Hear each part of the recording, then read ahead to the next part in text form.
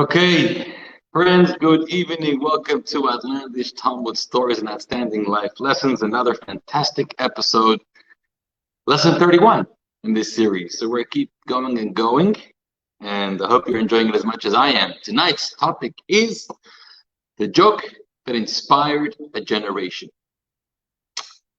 This is truly an outlandish story with truly an outstanding lesson. I want to thank tonight's a very generous couple, Adele and Joel Sandberg. Thank you so much for sponsoring and dedicating tonight's class. May Hashem bless you and your beautiful family with good luck, with success, with protection, and may all of your heart's desires come to fruition in a revealed, easy, and smooth way. If you want to dedicate a class, there's a link in the video description, and that will help us continue to do what we are doing. There's also the link to the class source sheet, which you can download. It's in the video description. I hope you download that. We have a story and also an amazing teaching from the Baal Shem Tov on the source sheet. So we should get started. First, a blessing. Baruch atah Adonai melech haolam she'akol nהיה b'dvaro. Okay. That feels good. So, the joke that inspired a generation. What are we talking about? What is this joke? Who was the generation? And what was the inspiration? You know, they tell the joke about the rabbi who often when he gave his sermon, you know what happens, rabbis, when they give sermons, they can put people to sleep sometimes. You know, it's like the other joke. I'll tell the joke before the joke. But the rabbi who sees this new family who comes to shul for the first time on a Shabbat, he's very excited to meet them. So by the Kiddush after, he walks over to the family. It's actually the mother there with her children, and he says, "Welcome to the community, Shalom Aleichem. So happy that you're joining us here. Tell me, what's your name?" She says, "My name is Dr. Steinberg." He says, "You're a doctor. What kind of field of medicine do you practice?" She says, "Rabbi, I'm an anesthesiologist." So the rabbi turns to her and says, "That's fantastic, Dr. Steinberg. I'm so happy to hear that. I'm sure you and I are going to get along real fine because we have a lot in common." So it happens that people fall asleep. People fall asleep during sermons. People fall asleep during board meetings, fall asleep during class sometimes. And that's the advantage of these Zoom or these online classes, because if you were here in person and you were falling asleep, it wouldn't look so good. I would let you sleep, but if you're on the screen there, I wouldn't even know if you're falling asleep. So I'm going to try to keep you awake. So this rabbi of the second joke, the first joke I was about to tell, was every time he used to start to open up his sermon, thank you, Nancy. So Berkowitz always sat in the front row. As soon as the rabbi would start speaking, Berkowitz would fall asleep. But he wouldn't just fall asleep, he would snore, right? But the rabbi let it be. You know, at least he's coming to synagogue. One week, the rabbi is about to get up to speak for his sermon, and he's on his way to the pulpit, and all of a sudden, Berkowitz falls asleep and starts snoring. So this time, he gets a little agitated. He runs over to Berkowitz, he shakes him on his shoulder, he says, "Berkowitz, what do you mean you've fallen asleep already? I haven't even started my sermon yet." Berkowitz turns to the rabbi and says, "Rabbi, don't worry. I trust you." So today we're going to learn a story about an episode of some sleeping students. And we're going to have an interesting privilege because we're going to enter into a classroom of one of the sages of the Talmud. And this is unique because very often we're studying the teachings and the conversations and the sayings of the sages, but we don't often get that experience of what it was like to sit in their classroom. Now think about their academies, wherever they were, whether they were the academies in Israel, in northern Israel, the Galil, in Lud, in Yavne, in Jerusalem back in the day, or are the yeshivot, whether it was the academies in Bavel, in Babylon, in Surah, Pumbedisa, Neherda, and you had these large schools, and you had many sages teaching in these schools, and some of the classes were filled with, could be hundreds or thousands of students. So, but beyond just the actual teaching, where the Talmud says this rabbi said the following ruling, we don't often get a taste of what happened in that classroom, because there's a lot more going on in a classroom than just the rabbi's teachings. There's this dynamic of teacher and student, and we know from our classrooms, I'm not comparing our classrooms to the sages' classrooms in the Talmud, but what's going on among the students, and what's this relationship between teacher and student, and there's always some drama in the classroom also, as I hear from my children every single day. So today we're going to enter into the classroom of, in fact, one of the greatest rabbis of all time, who we have spoken about and taught some of his lessons quite a few times, none other than the great Rabbi Akiva. Rabbi Akiva, we're talking now approximately the 2nd century after the Common Era. We're talking the generation after the destruction of the Second Temple, who now the Yeshivat, the Sanhedrin, the sages have been expelled from Jerusalem. Many of them travel to Yavna, where there's a very famous yeshivot that have been set up. So a lot of learning and teaching is going on in Yavna, in Lod, in Bnei Brak, in northern Israel. There are all kinds of schools going on outside of Jerusalem. There's no more central life in Jerusalem or temple or anything of that sort. Rabbi Akiva is the one who, up until 40 years old, was just a simple, ignorant shepherd, and possibly descended, in fact, from a family of converts. And now Rabbi Akiva, at 40 years old, there's this Rachel, the daughter of the wealthiest man at the time, who was supposed to marry a prized rabbinic student, and in the end, she falls in love with this shepherd, and her father disowns her and excommunicates her from the family, from the home, because of this. But she has faith in him, and she says, Akiva, you're going to go and study, and you're going to become one of the greatest leaders of the Jewish people. He did not believe her, but he followed her word. And in fact, as the story goes, he traveled away for 12 years. He was studying Torah. 12 years later, he returns, and he is, in fact, such a renowned teacher by that time, followed by 24,000 students. And he turns to his students and he says, my Torah, your Torah, everything we have accomplished is all because of her. So he's very grateful to her. They're a very loving couple. Rabbi Akiva is the one who taught many great teachings. He ends up being one of the 10 martyrs. He's killed al Kiddush Hashem by the Romans. The Romans capture him and comb his flesh to death. It was a gruesome death in Caesarea, in front of the crowds that the Roman emperor or the governor at the time made sure everybody was watching. A very tragic death. So that's Rabbi Akiva, and we're going to study a story now. It's not from the Talmud directly, but it's actually from a midrashic source, which is another one of the gatherings of the teachings of the sages during the time of the Talmud, but they weren't included in the Talmud corpus, but instead they were included in the midrashic literature. And this is a Medrash Rabbah, which is a famous midrashic commentary on the Torah, and it's in Bereshit, in Genesis chapter 58, portion 3. And we're now entering into Rabbi Akiva's classroom. Okay, so let's study the text. Source number 1.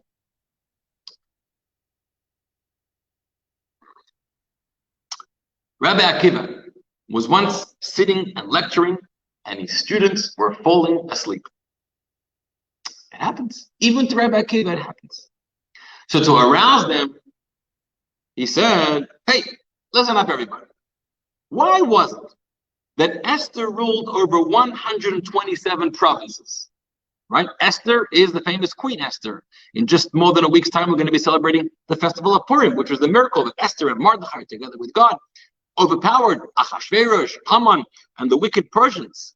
So Esther is the queen of Achashverosh, and the Megillah opens up, and the Megillah says that Achashverosh at the time, he was the Persian emperor. He was the super king of the superpower of the world.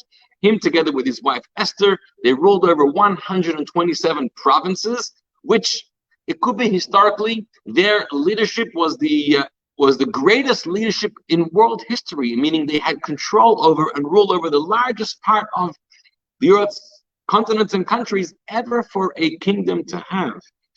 And now Rabbi Akiva is asking the question, why did Esther have this unique ability or unique privilege, together with her then husband Achashverosh, to rule over 127 medinot, countries, provinces? Interesting question. No, I guess that sort of captured the attention of the students a little bit to hear such a question, and it's totally from left field, because here we're studying whatever they were studying, but it wasn't related to Purim or related to stories or to history. They were studying some deep legal text. And suddenly Rabbi Akiva throws in this question about Esther and a rulership of 127 countries. What's the answer? So he said, it's because Esther was a descendant of Sarah Imenu, Sarah the matriarch, the wife of Abraham. And she lived to what? To 127 years old when she passed away. So therefore, Esther ruled over 127 provinces. You get it? Sarah lives 127 years. Esther is a descendant of Sarah. So Esther therefore rules over 127 provinces. Great joke, huh? A joke teaching, I don't know what to make of it. What's the meaning of this? Now, by the way, it's very common, or it's recommended, that a rabbi or a teacher should make a joke, particularly the beginning of a lesson. The Talmud records a practice of one of the sages. He would always open up his shiur, his lesson, with a joke. And the Talmud says, the rabbis, the students, the rabbinic students, they would laugh, and then he would begin the class. And the Gemara has a whole question, how could it be? You open up with a joke, it seems to be belittling the reverence, the sanctity of the words of Torah. And we know that when you study Torah, it has to be sifsotav, not for smar, your lips have to be trembling, uttering the words of God, the words of our sages. We learn Torah with respect and with dignity and with awe. How could it be that you're making jokes during learning? So the Talmud answers, it depends when. There's a time for everything. Opening a class where you want to succeed in this class, you got to have an open mind. You have to have an open heart. You have to be present. You can't be distracted. You have to be eager. You have to be excited. You have to be happy. You have to be ready to receive. Well, that you got to be put in a place, because very often you may be sitting in a class or sitting in a meeting or sitting and hearing a lecture, but you're not absorbing, you're not really gaining or benefiting, or you're not even participating in this whole experience, because you are not here. You are somewhere else. You're thinking about something else. You're distracted. Your thoughts are elsewhere. You're on the phone. That's no way to participate in a class or a lecture or a meeting. If you want to really participate and learn from this whole thing and grow from this, you have to be here, you have to be present, you have to be ready to absorb and to grow and to be open. So a joke, humor, has that unique ability to diffuse a situation, to lighten the air, to make it a little more engaging, a little warmer, a little greater camaraderie among the students, between teacher and students. It sort of levels the playing field a little bit. Come with a bit of humor, and with that you can capture the hearts and the minds of people. And now that we're present, let's get serious and let's study Torah. So a joke's always a good thing. Here, Rabbi Akiva is faced with a challenge. His students are falling asleep. What does a regular teacher do when the students are falling asleep? I don't know. Throw spitballs or scream or bark or leave the room. Rabbi Akiva said, let's use a joke. Or if it's not a joke, let's use something that's a little bit lighthearted or a little bit cryptic, like a riddle. A riddle is better. So fine, that is his tactic. But the question is, what is the meaning of this riddle? Esther rules 127 provinces because Sarah lived 127 years of age, and Esther is a descendant of Sarah. What on earth does this riddle mean? First of all, a number of questions. Number one, what is the connection between ruling 127 provinces and Sarah living 127 years? That's question number one. Question number two, it's not as if Esther really ruled 127 provinces, or at least she didn't conquer these provinces and earn that kind of kingdom. She just married into it. Ahasuerus and the Persian empire and the Persian army led by him, they're the ones that took over the Babylonians and the other parts of the world, became the world power, ruled over 127 provinces. Esther happened to be the lucky or unlucky woman who was selected by Ahasuerus to marry her. Now she becomes the queen of these 127 provinces. But to say that she ruled over them, what does that even mean? Question number three. It's true, Sarah lived for 127 years. But what's unique about that number? Meaning, what kind of control did she have over that? It's not like, did she plan her life to live 127 years? There's something magical or special about that number, which is why her descendants will also reap the benefits of that number, 127. Nobody controls when they die. It's up to God when your time is. It happens to be 127. So what kind of connection does that number have uniquely with Sarah. Next question.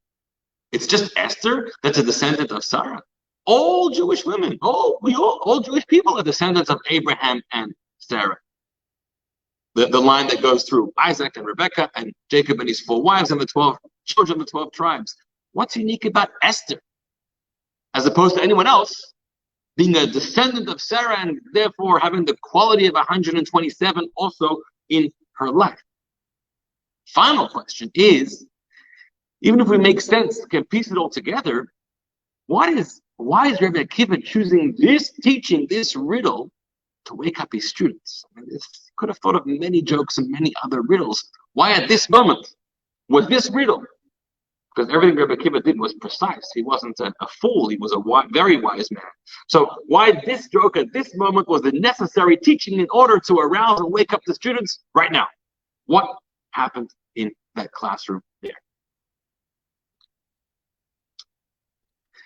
Now, there's some interesting commentaries that those that like to play with these numbers. So it says that Esther was 75 years old at the time when she married Achashverosh. There's different opinions about what her age was, but let's say she was 75 years old, which is amazing because she was still a beautiful, young, pretty woman that attracted Achashverosh's attention over all the other girls and the women in the neighborhood, in the 127 provinces.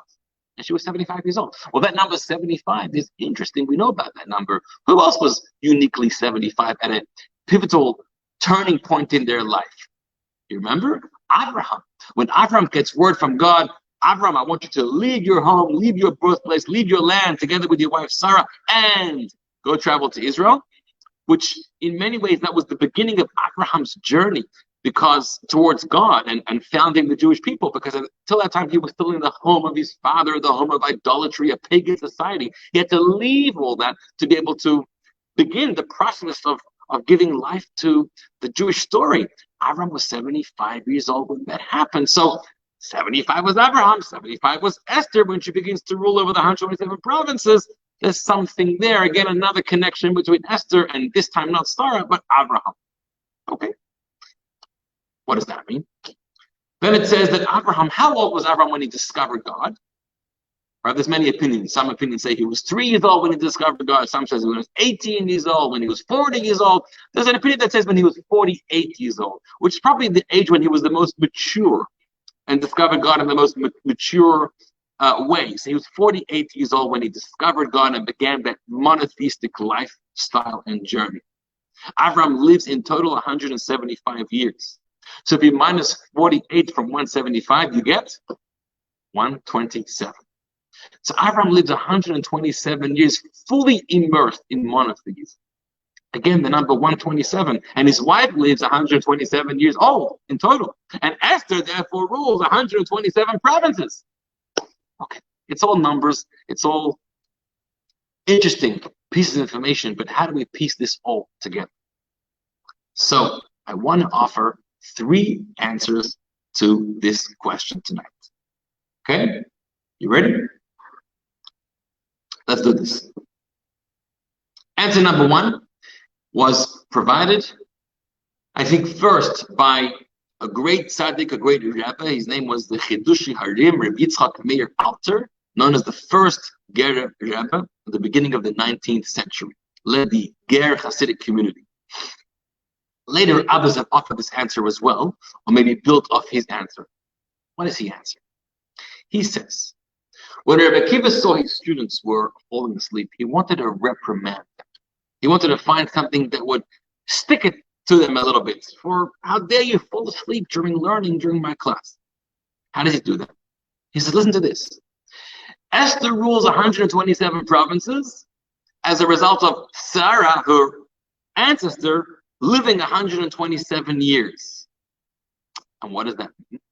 Well, if you do the math, what does it sound like? It sounds like for every year of Sarah's life, Esther gets to rule another province.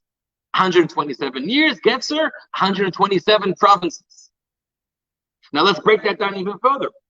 If for every year Esther gets to rule one province, then perhaps for every month of her life, Esther gets to rule another region. For every week of her life, another city. For every day of her life, Esther gets to rule another neighborhood. For every hour, another street. For every minute, a building. For every second, an entire room. Think about it. That's the way it seems like Esther's kingdom was built up, based on the timeline, the lifespan of Sarah. So 127 years reached 127 provinces, and break that down. Every month of that year was precious, and every week of that year, and every day, and every minute, and every second. Meaning, therefore, what? Rabbi Kiva tells them, you have to learn to value time. Time can achieve so much. Every second of time is valuable. Time is fleeting. Time keeps running. Time doesn't stop for anybody. Time is one of these great unifiers. Nobody gets more or less time. Nobody's time operates differently than someone else, unless you're in Albert Einstein's kind of experiment and you're experiencing time at a different speed and a different rate. But for most of us here, 2 feet on the ground on planet Earth, every second is the same second, every minute is the same minute. We're all subject to time. Nobody can beat time. Time eventually, as one of the great philosophers said, kills us all, because we run out of time eventually. And too often, only when we're running out of time in something do we start to value time. But when we feel like we have so much time to do something or to be a part of something, we don't value time that much. Rabbi Kiva is trying to teach his students, how could you sleep like that? Do you know that when you sleep out of place like that, you're wasting precious moments? Every moment of Sarah's life created another sense of rulership and kingship in Esther's kingdom. Here's a famous quote about time. Imagine there's a bank account that credits your account each morning with $86,400. It carries over no balance from day to day. Every evening, the bank deletes whatever part of the balance you failed to use during that day. What would you do? Draw out every cent, of course, each day. Each of us has such a bank. Its name is time. Every morning, it credits you 86,400 seconds. Every night, it writes off at a loss whatever of this you failed to invest to a good purpose. It carries over no balance. It allows no overdraft. Each day, it opens a new account for you. Each night, it burns the remainder of that day of that account. That's time. To realize the value of 1 year, ask a student who failed a grade. To realize the value of 1 month, ask a mother who gave birth to a premature baby. To realize the value of 1 week, ask the editor of a weekly newspaper. To realize the value of 1 hour, ask the lovers who are waiting to meet. To realize the value of 1 minute, ask a person who missed the train. To realize the value of 1 second, ask a person who just avoided an accident. To realize the value of 1 millisecond, ask the person who won a silver medal in the Olympics. And remember, time waits for no one. Yesterday is history, tomorrow is a mystery, today is a gift. That's why it's called the present. How precious is time? When we're sitting with a loved one and there's only moments left to live, we say, I wish I had so much more of this. But years ago, you had so much more of this, but what did you do with that time? How do we spend our time? I mean, there are moments that we use it in a quality way, but time management, and to be able to value it that way. I say the story about somebody, a scholar, a sage, who one day he invited many of his friends to his home. He was making a siyum, which is a party at the conclusion of learning a certain amount of Torah. We celebrate that. And he was making a siyum on the whole Shas, on the entire Talmud, thousands and thousands of pages. And it took him years to complete that. And so he invites all the friends that he can over to his house, and he recites the final passages, and they all congratulate him for concluding the entire Talmud, which is a major feat that not a lot of people fulfill in their lives. A few months later, again he's calling all his friends. I want you to come to a siyum, another party in my house. For what, they ask? This time, what have you studied? Again, it's a siyum on concluding the entire Talmud. And the friends are all amazed or a little bit astonished. You just made this siyum a few months ago. It took you a few years to master, to accomplish, and a few months later, you're already making the same siyum. It doesn't make any sense. So they come to the party, and at the party, he explains. I know many of you don't understand what I'm doing here. Let me explain it to you. I did indeed finish the entire Talmud a second time, but let me explain this to you. A few months ago when I made a party, I was celebrating that I finishing the Talmud. How did I study it? 4 nights a week. I spent an hour studying Talmud. And this has been going on for a number of years, 4 nights a week in an organized way. And I went through the entire Talmud. And I celebrated a few months ago. But I've been learning another track of Talmud study. Many, many years ago, decades ago, I realized that there's so many small amounts of our time throughout the day that just gets wasted. Maybe I'm sitting in a doctor's office waiting in the waiting room. Maybe I'm in a long line at the supermarket. Maybe there's a traffic jam and I'm in the car, stuck, not moving anywhere. Maybe I'm just waiting for somebody or something. There's so much time throughout the day that could go to waste. And so I made a decision many decades ago. I'm going to use that time to study Talmud also. And that was its own track. I started from the beginning decades ago. And when I had 5 minutes spare, 9 minutes spare, 2 minutes spare, I opened up the Talmud and studied. Many decades later, tonight, I invite you here because I've finished the entire Talmud on that track. And this one is even more precious because this is the result of every spare few moments that I had throughout my day. That is the gift of time. If we would use our time in a more valuable way, we would, first of all, accomplish a lot more, but second of all, have much more meaningful, enriching lives. It's so regretful when we go through a day or a week and we look back on those moments of time that we had and they just went nowhere. They were just clicking further and further, scrolling further, but didn't go, didn't achieve, didn't gain anything.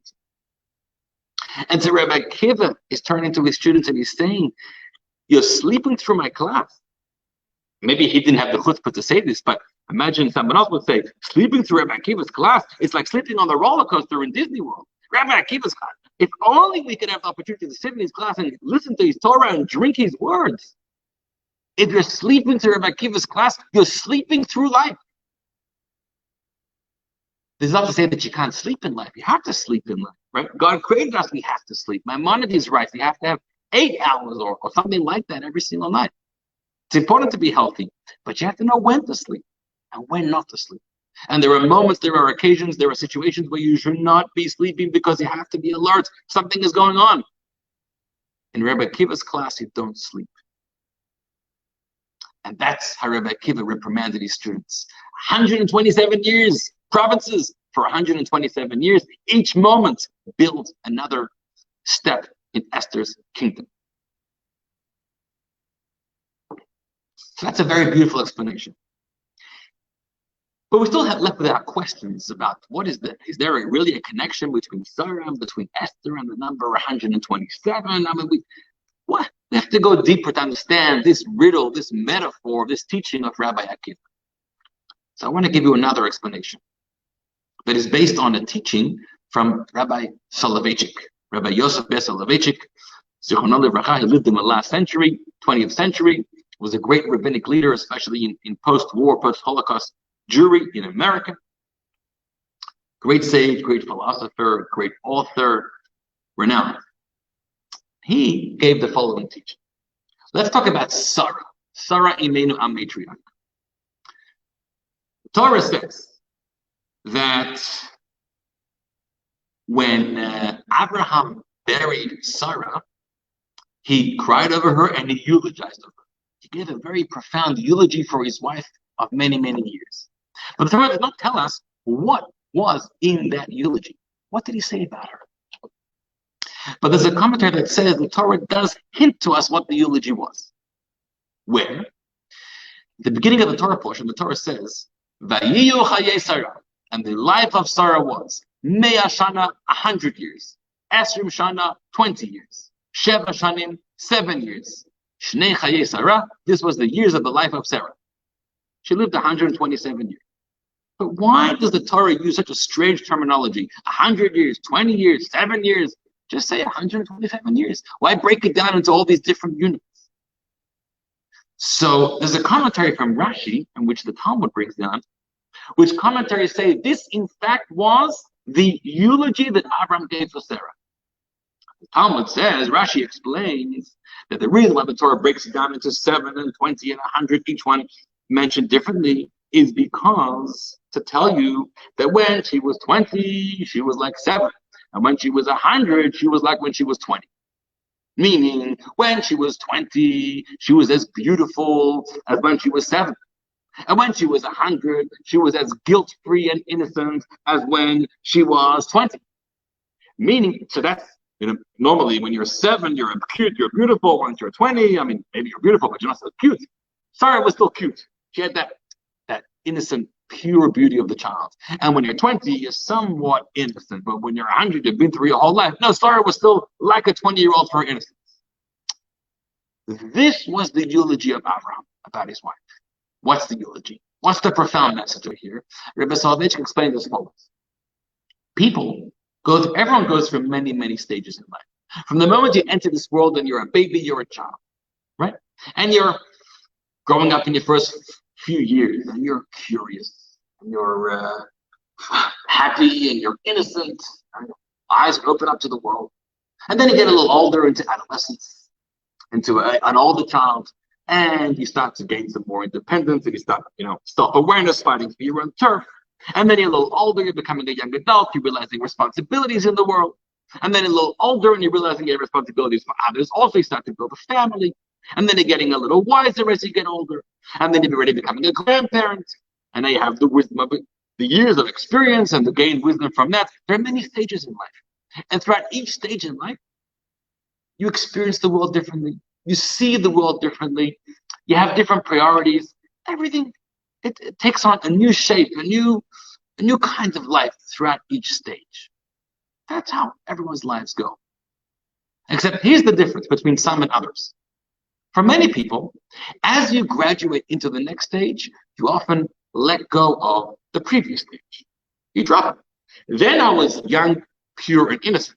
Now I'm not young, pure, and innocent, but I am older, wiser, more experienced. And as you go into the next stage, you drop the previous stage of life. It's not you anymore. You've become something else. Sarah was different. Sarah, even when she graduated to the next stage of life, she still held on to the qualities of the previous stage of life. When you're young and you're naive and you're innocent and you're curious, and then you get older and you become burdened by life a little bit and realizing your responsibilities and perhaps having all of your existential questions and concerns about life. Too often, maybe when you reach that stage and you're dealing with that stage's issues and priorities and concerns, you've lost the qualities, the virtues of youth. You've lost innocence. You've lost curiosity. You've lost that energetic, carefree kind of child that you were. You're no longer carefree anymore. And then you move on to the next stage, where now you become a teenager. The teenager is a little more rebellious and challenging and non-conforming, which could be a great virtue when used right. But then you become the adult, you become more established, and maybe you lose that rebellious, non-conformist side of the teenager. Now you start to conform, and you want the same house as everybody, and you want what everybody else wants, and you're fitting into the mold of society. And then you're moving into the next stage. You're always dropping the previous stage. Sarah wasn't like that.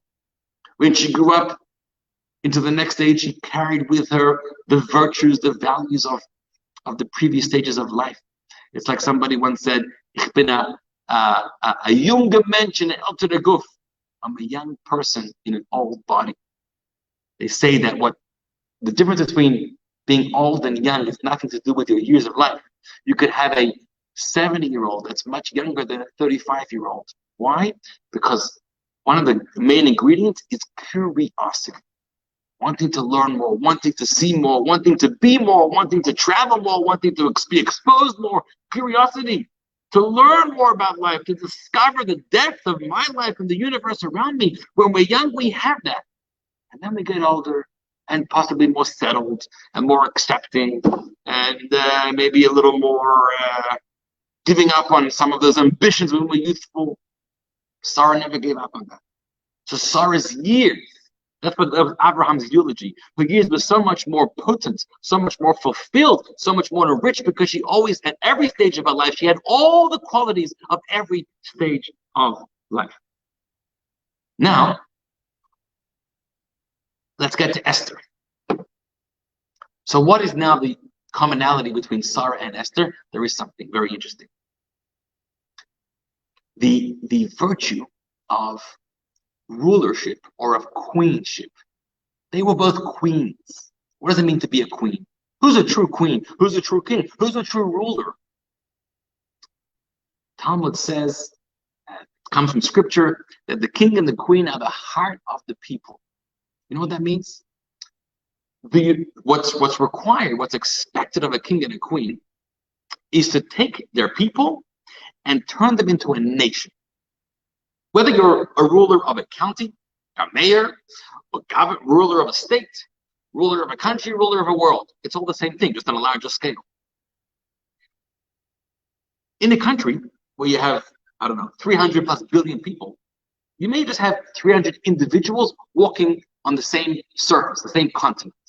What unites us all? Nothing. We're all very different. Every individual is very different. Different concerns, different ambitions, different lifestyles, different interests.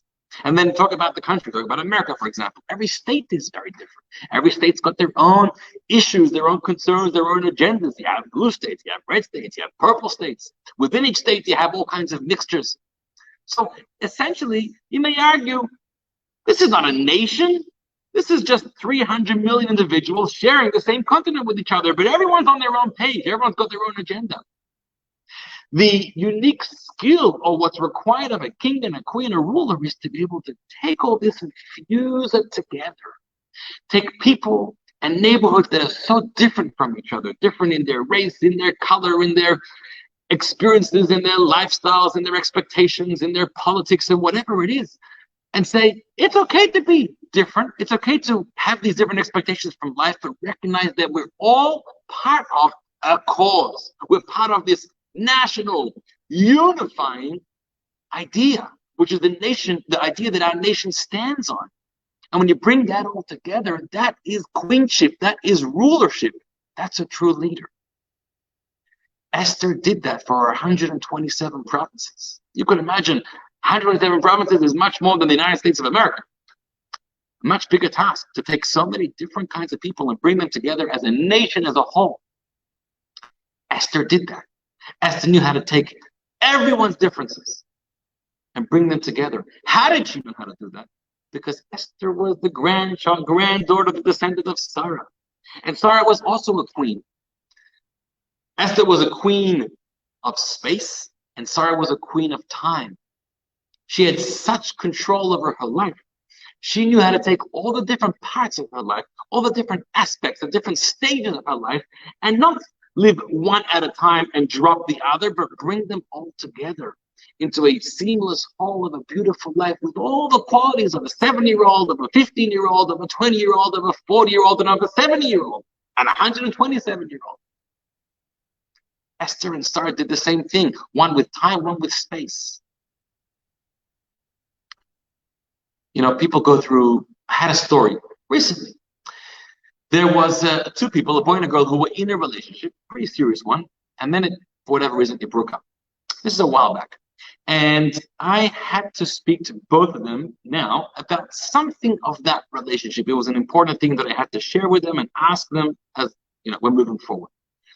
And I had a very interesting experience in those conversations, because when I called the first person, I said, I want to talk to you about a few years ago when you were in the relationship. I want to ask you a few questions. And that person shut me off right away. They said, Rabbi, I don't want to talk about it. We don't go there. It doesn't exist. It's behind me. I've forgotten about it. It's out of bounds. We're not allowed to go there. We don't talk about it. I've forgotten about it. It's behind me. It's a different me. I've moved on. I said, okay, I respect that. No problem. We hung up the phone. I called the other person. I want to ask you a few questions and discuss that relationship a few years ago. And that person said, sure, let's talk about it. And we had a long conversation talking about it. Now, I'm not judging. And each one's got their own path of healing and path of moving forward and path of dealing with things. And I'm sure they're working with professionals as well. So we don't judge. However, there's a very interesting observation of it. One of them has dropped that part of their life and now building a new life for themselves. The other, that part of their life, even if it's over, it's not over. It's still going on. in a positive way. What they learned from it, how they grew from it, how it conditioned them, it's still part of themselves. Right now, in this moment, they're a product of this episode of 2-3 years ago. How beautiful is that? How beautiful we could take all of these experiences, the beautiful ones, the festive ones, the fortunate ones, and also the harsh, more difficult, more unfortunate, tragic ones, and learn how they all come together to build this life called me. This is who I am, a product of these things. I'm not going to deny it. I'm not going to pretend it doesn't exist. I'm going to use it to my advantage. It builds my life. It adds depth and it adds enrichment to my life so I could become a better person, live a larger life. That was Sarah and that was Esther. And that's the connection between Sarah and Esther's 127 provinces that she built together into one nation. Sarah's 127 years that she unified together into one glorious life. And that's the explanation of Rav Soloveitchik. By the way, Sarah's name used to be Sarai. Remember? Avram married Sarai. And then Hashem added the hey to Avram to become Abraham and added the hey to Sarai to become Sarah. What happened? What's the meaning of this? Sarai, the word Sarah means a royalty, a princess, a queen. So she had that innate ability. Sarai means my princess, my queen, which may have been an endearing way that Avram referred to her, my wife, my queen, my darling, my princess. And then Hashem says, no, she's not Sarai. She's not your queen, your princess. She's Sarah. She's a queen, the princess, the queen of the world. From her will come royalty. So she's much larger than just you, Abraham. She's the mother of all future Jewish and religious people, monotheistic people. And then later, Hashem tells Abraham, listen to these words, Malchei Amin mimena yihiyu. Kings of nations will result from her. Do we ever pay attention to those words? Kings or leaders of nations will evolve from her. Did that ever happen? Did Sarah, who of Sarah's descendants, which of her daughters, granddaughters became kings of nations? We have the answer. The answer is Esther. Esther was the fulfillment of that promise that God gave Abraham about his wife Sarah. So we have this relationship between Sarah and Esther. They're both queen, they're both royalty, they both have the ability to be the heart and soul of their lives and of the people and blend it all together into one tapestry and to create something deeply rich and meaningful. The connection of Sarah and Esther. We haven't yet answered though, is what was Rabbi Akiva trying to do with this riddle? We've explained the riddle. We've explained the connection of Sarah and Esther, whether it's about the appreciating the quality of time we started off, or whether it's about appreciating the unique lifestyle and abilities of Sarah and Esther to be queens, to be rulers, to be unifiers. But what's Rabbi Akiva trying to achieve in telling this riddle to his sleeping students and that makes them wake up? What's happening over here? So now we arrive at one final explanation. This was given by the Lubavitcher Rebbe once at a Purim Farbrengen. Every year the Rebbe would host a large Farbrengen on Purim, and they were very, very famous, very renowned, because for many hours, till the wee hours of the morning, the Rebbe would sit and lecture and teach Torah, some of the deepest ideas of Torah, some of the amazing teachings came out of those evenings. In our Purim parties, some people, sadly, whatever, drink, eat, finesse, waste time, fall asleep, and Purim's over. But there in 770 till 3, 4, 5 in the morning, people were glued to learning and discussing Torah and really solving the world's problems in a way. So here is a teaching that the Rebbe gave about this. And it goes like this.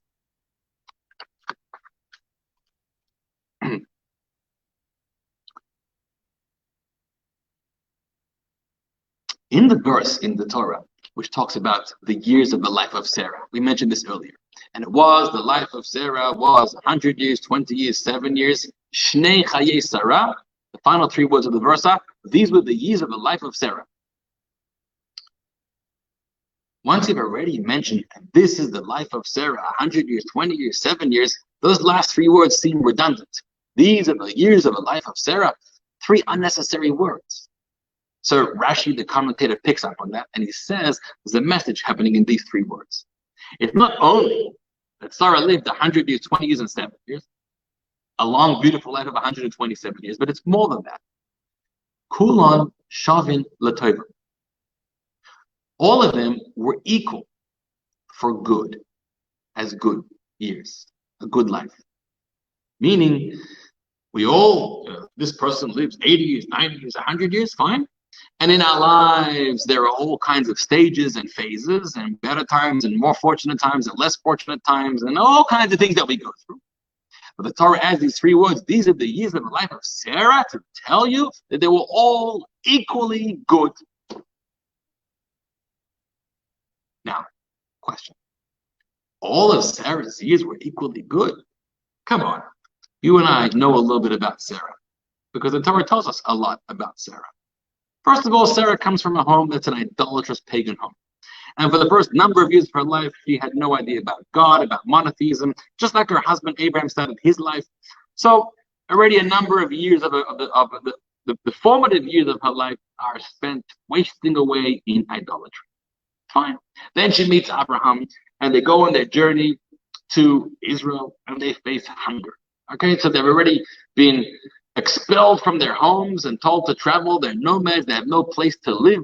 Very unsettling. And now they have this famine in Israel. So now they go down to Egypt. In Egypt, Sarah becomes abducted and taken away. She's captured by the servants of Pharaoh, bring her to Pharaoh. Now she's a prisoner of Pharaoh. This probably happens the second time when they meet Avimelech. She's abducted by him also. Now, each time she manages to get away, but she's been through her stuff. And then she lives a long life with Abraham, and she never has any children. And there's a 90-year-old woman. God tells her, you're going to have a child now. So at 90 years old, her whole reproductive system of body changes, and she starts to be fertile, and then she has a child. Wow. But then her maidservant, Hagar, who marries Abraham, he has a child, and their child is Ishmael. He's not very impressed with him, so she has to ask her husband to expel Hagar and that child from the house. Abraham's husband is not very happy with her, but she has her child, Yitzchak. And then finally, towards the end of her life, Yitzchak is taken, she finds out, taken by Abraham on top of the mountain to be slaughtered. And it could be hearing that news, she passes away, she dies from hearing that shocking news. Sarah's life was anything but always good and rosy. I mean, Sarah had a lot of ups and downs. She was a very volatile life. I mean, it was full of drama, full of good things, but full of really hard challenges and experiences. What does it mean, as the commentaries say, that all of her years were equally good? Shavin l'tova. So there's another way of explaining these words. When Rashi says, Kulan shavin l'tova, they were all equally good. No, they were not all equally good, as we have seen. But they were all equal about one thing. And that one thing is goodness. Kulan shavin, they were all equal, all 127 years, with all of the experiences in those years, with all of the highs and the lows and the ups and the downs and the turmoil and the fears, and yet with all the blessings as well. They all were permeated. They all were filled with one quality in an equal way, and that was the value of tova, of goodness, of true goodness. What does that mean? That means Sarah, together with her husband Abraham, lived for one purpose. Their lives were, as we would use terminology today, their lives were mission-driven. Today we talk about lives or companies, whether you are or you're not mission-driven. And mission-driven means that there's something at the core of your business or the core of your life or the core of your soul that is the singular quest of who you are and what you do. And everything in your life, and every experience, and every encounter, and every bump in the road, and every blessing, all needs to be shaped around this one singular cause. What is that mission? What is that quest? Sarah and Avram had one agenda in life. Their agenda was discovering God and truth, and sharing and teaching God and truth with others, building the monotheistic nation, and living that life by example, serving God and fulfilling their purpose here in this world. That's it. That's all they lived for. That's all they breathed for every single day of their life. In the better moments, in the more fortunate moments, in the harsher moments, in the more tragic moments, it did not matter. Everything was about the mission. Everything shaped the mission in its unique way. All right, take for example, we know people.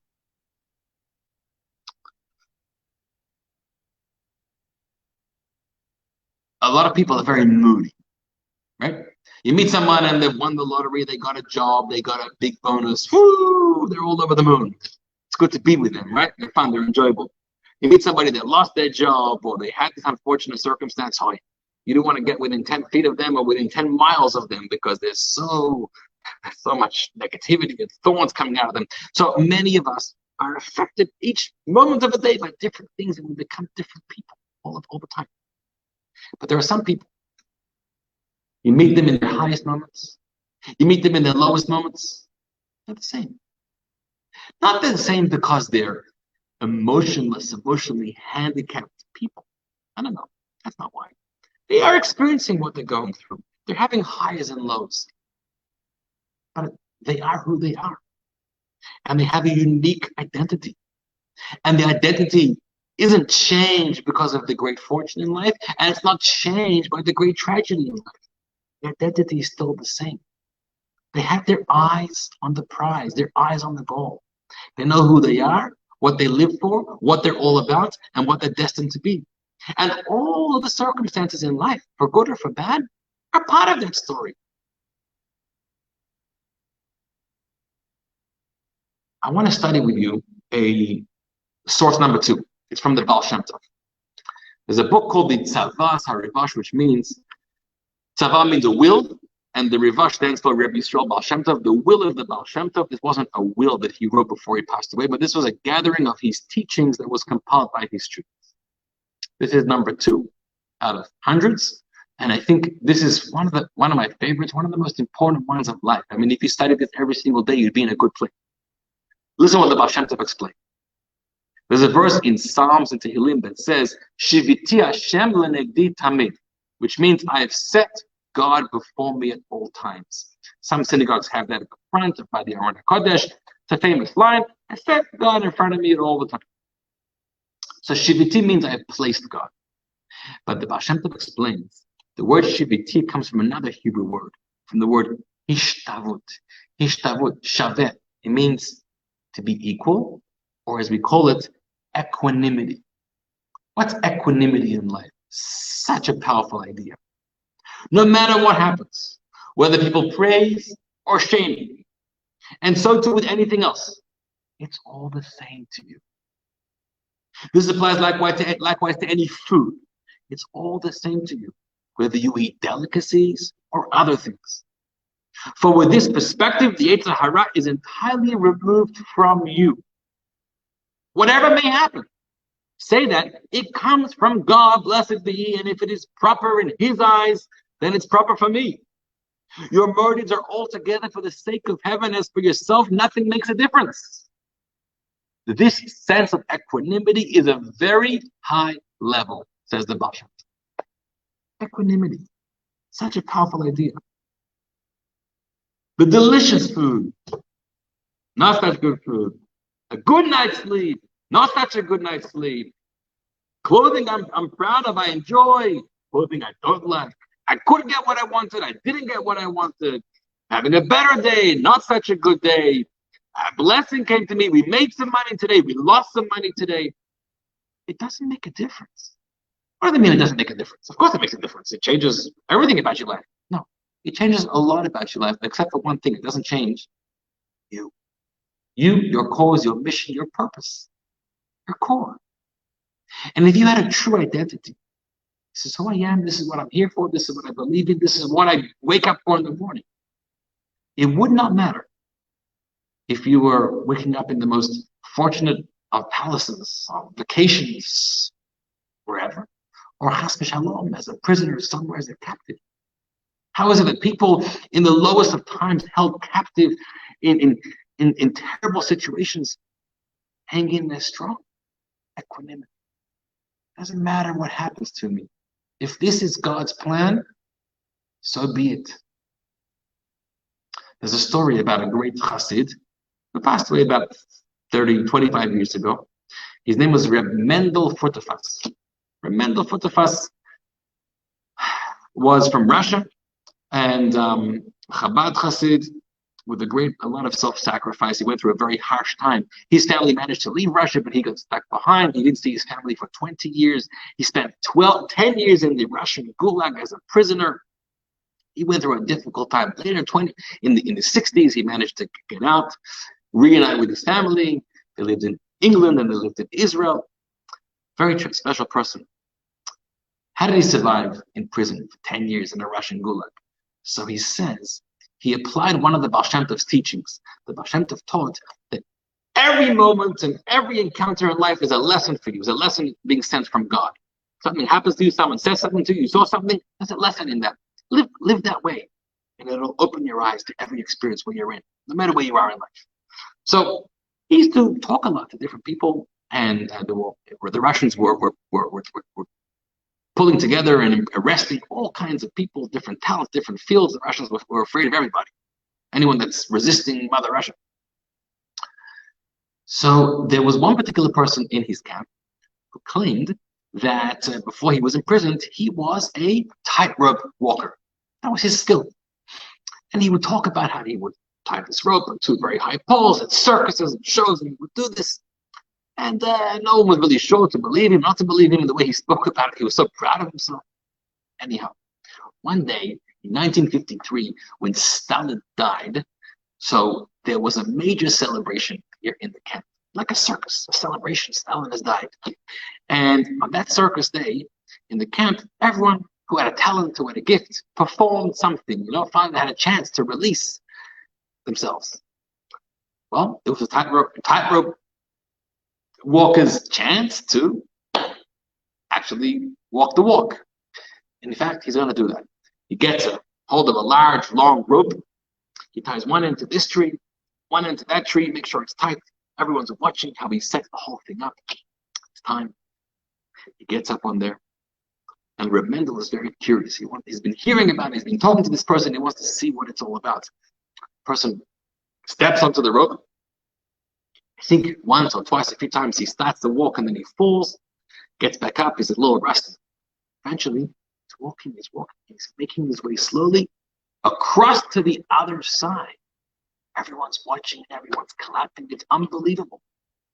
He gets to the other side, then he turns around. And he manages to walk all the way back. Then he jumps down. And everybody cheers him on. He truly is a tightrope walker. He runs over to Reb Mendel, his good friend, and he says, "No, how was that?" Mendel says, "That was fantastic. It's real. You're really good at what you do. Tell me, how did you do it?" The tightrope walker answered him, there's only one key ingredient to make it work. You know what that is? Always, always, always, every single second without being distracted, keep your eyes on the goal. If your eyes are fixed, locked on the goal, you make it there. That's how you hold the balance. That's how you do it. And in fact, what's the most difficult moment? What's the most difficult part of the whole show? Turning around. Because when you turn around, your eyes are not fixed anywhere. There's no goal. You've got to turn around to fix it. That moment is the hardest to hold on to your balance. But you turn around and you fix your eyes once again on the next goal, make it work. Mendel thanked me for that explanation. And he said, "Well, I'm not planning to become a tightrope walker, but that's the story of life. If your eyes are fixed on who you are and who you need to be, you hold your balance no matter the situation, no matter the winds, the storms, the noise, the background, the distractions, the difficulties, the challenges. It does not matter. You got your eyes focused where you need to be. This is the equanimity that Baal Shem Tov spoke about.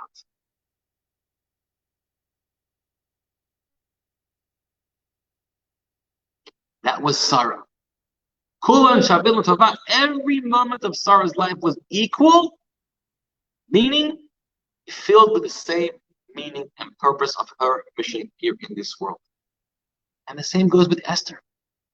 Esther also is a strange story. She loses her parents at a young age, and then she's raised by Mordechai. And a young Jewish girl's dream is to finally find a husband, build a beautiful Jewish family, live a good, simple, quiet, safe life. Esther is plucked out of that life and becomes the queen for Achashverosh, the queen of the most powerful king of the universe probably ever in history. And he wasn't just that, he was not a very stable guy. He was some kind of maniac. I mean, he had his own previous wife killed just for not obeying him. He was not a stable guy, not a comfortable guy you want to be around anywhere close. And she has to be his husband, and she is welcome, she's not welcome, she doesn't know where she holds with him, and she's away from her own people, and now she's married into an empire that is now, together with the rise of Haman, is threatening to destroy her own people. She's stuck in this. She's his wife, but she's also a Jewish person. Esther lives a strange life. Having lost her family, lost her parents, having been thrown into all this, like no one would want to be there, it would make sense. It could make sense. Esther would give up. Sorry, what do you want from me? I'm sitting here, I'm a queen of Achashverosh, my hands are tied. What can I do? You, Mordechai, you go figure it out. What can I do? Esther, her life also was all equal with the same value of goodness. Esther knew. She knew who she is and what she needs to do. She was raised well by her parents and related by Mordechai. Esther knew it doesn't matter how crazy her situation, how crazy her life is. It's an opportunity. It's a calling. And she met her calling. And she walks into Achashverosh, risking her life to save her people. And with that power, she actually manages to rally up the entire nation. Similar to the previous explanation. Jews of all kinds, of all stripes. Jews throughout all the 127 provinces. And Jews have many different opinions. And Jews don't get along about anything. But she says, gather all the Jews, make them focus, make them realize what it's all about. We need to pray to God. We need to realize, be proud of who we are. We need to fight this war. And they came for 3 days, and everyone, without exception, agreed to fast, to pray for her as she went into Achashverosh's room to ask for mercy for her people. Esther had the same kind of life as Sarah did. There were many great women in Jewish history. The first recorded woman in Jewish history is Sarah. The last recorded woman in the Bible, in biblical Jewish history, is Esther. There are many women in between. There's Miriam, there's Rachel, Leah, Yael, Devorah, many great heroes. The first and the last of the Bible, Esther and Sarah, teach us this unbelievable idea of how to live a life of meaning, a life of focus, a life where you piece it all together with all the explanations we gave tonight. But this is what Rabbi Kiva is telling his students. Now we understand how he's trying to wake them up. Listen to this, and with this we end. Rabbi Kiva's students were sleeping. What do I mean they were sleeping? It may not mean just they were physically sleeping. They were spiritually sleeping. Remember that they're just living in recent memory of the destruction of the temple, which was the greatest Holocaust at that time, where not only the temple was destroyed, not only was Jewish sovereignty destroyed, but millions of lives were butchered. And the Jews seemed to have no future anymore. Yes, the Torah was saved. The Torah moved to Yavin and other schools, and they regathered themselves, picked up the pieces, and continued learning. But on everyone's mind, especially the young students growing up, what future is there? We should get married. We should have children. For what? What's going to be Judaism in the next 10 years, 50 years, 100 years? Who even knows? So much doubt, so much hopelessness probably filled their hearts and their souls. The students were sleeping. Rabbi Kiva saw the students were feeling hopeless. They were feeling like, this is not the story we thought it's all about. This is not what our ancestors had during the times of the temple. A bit like the generation after the Holocaust, or the survivors of the Holocaust. And so this spiritual sleep falls over them. One where they're disengaged, they're possibly giving up, and they're disconnected. Rabbi Kiva wants to wake them up. So he chooses Sarah and he chooses Esther. And he says, the riddle 127, but the point, learn from Sarah and Esther. Kulan shavim l'tova, a life of equanimity. We have had glorious times and we have tragic times. And it does not matter. Meaning, not that we dismiss the pain or the joy, but it doesn't matter because it's all meant to be. And it's all part of who we are. And it all shapes us. And this is the life we have. This is the life that God gives us. And we storm forward. We march forward with that confidence, with that conviction, with that faith. It's all okay. It'll all be okay. No matter what happens, it's my story. I'm going to own it. And I'm going to grow from it, learn from it, and maximize every single opportunity. And with that message, he wakes up his students. And it worked. Because Rabbi Akiva's students were also of the greatest of our sages in the Talmud. And what they contributed and what they brought to Jewish life, today you and I are still learning, are still benefiting, are still being enriched by the heroism of their lives, their teachings, and their dedication. So my friends, Sarah, Esther, such beautiful ideas and teachings about time management, about using every experience in life to enrich our lives, about approaching every experience of life with the equanimity, with the balance, with the faith of realizing this is how it's meant to be by God, allowing that to strengthen you, to empower you. In fact, this rule of Rabbi Akiva is one that we can all take a lesson from. Thank you for joining us and have a wonderful night. God bless you. Thank you, Gary.